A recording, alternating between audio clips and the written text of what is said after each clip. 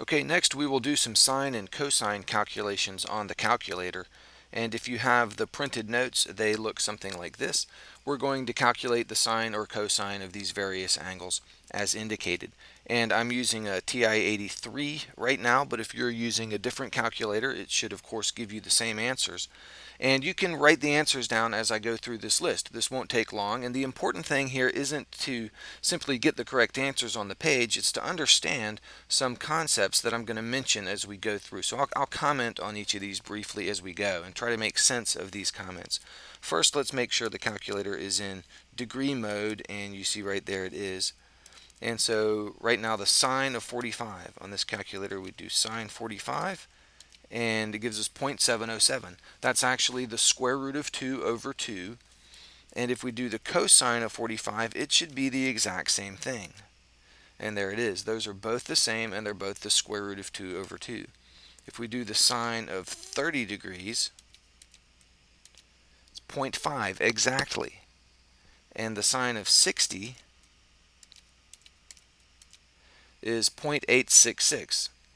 Those digits really go on forever. That is equal to the square root of 3 over 2. And the cosine of 30 should be the exact same number.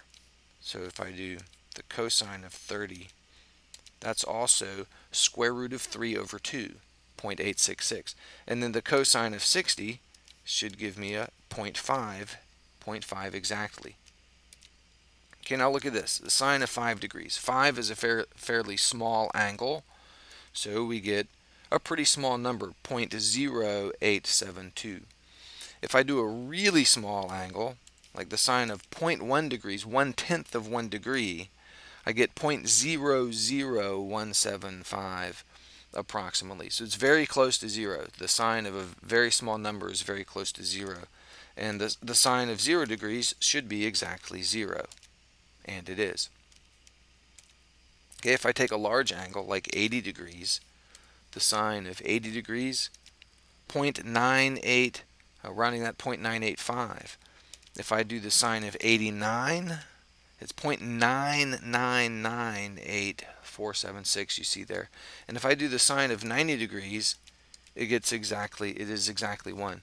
So as the angle gets really close to 90 degrees, the value of the sine gets very close to 1. And at 90 degrees, it's exactly 1.